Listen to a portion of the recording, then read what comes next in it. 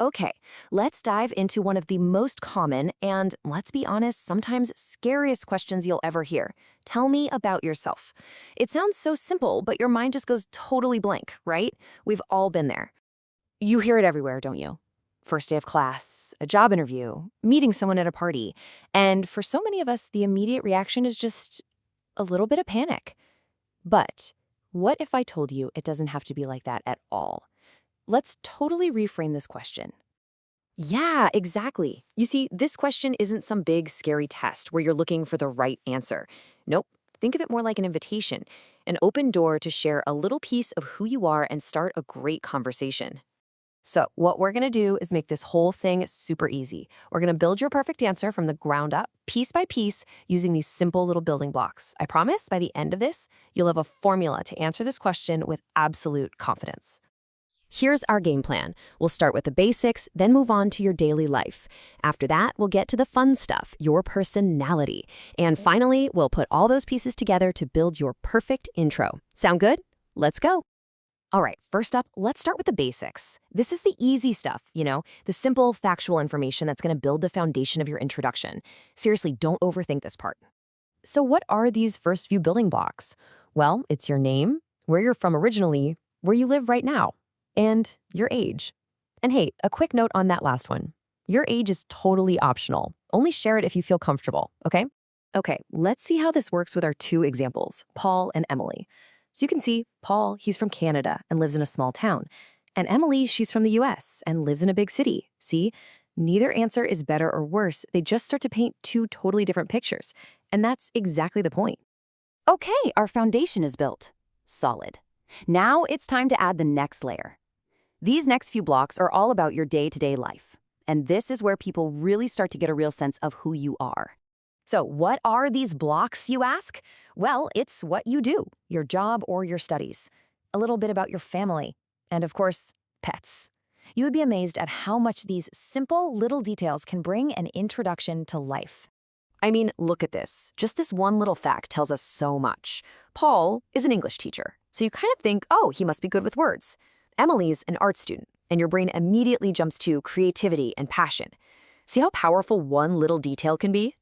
And family can add such a cool, interesting layer of detail too. I mean, check out Paul's family, a writer and a doctor. Wow. And Emily's got a teacher and a chef for parents, which sounds delicious. These aren't just random facts, you guys. These are conversation starters. And we absolutely cannot forget about pets. It's the ultimate icebreaker, right? So it looks like Paul is a dog person, he's got Max, and Emily is a cat person with Luna. It's such a simple, fun detail, but it makes someone instantly more human, more relatable. Okay, this next part, it's my absolute favorite. We've got the facts, we've got the daily routine. Now it's time to add the personality, the fun stuff, the things that make you, well, you.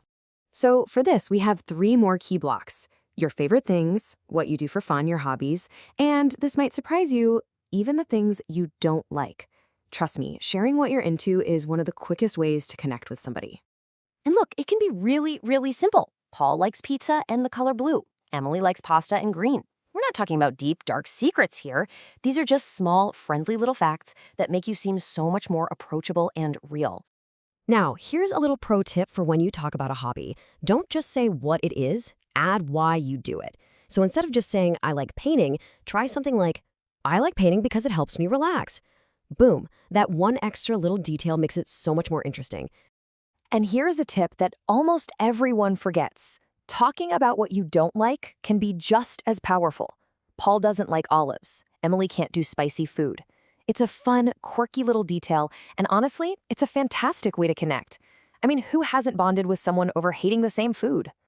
All right, we've collected all of our building blocks, we've got all the pieces, now for the grand finale, putting it all together into a smooth, confident, natural introduction.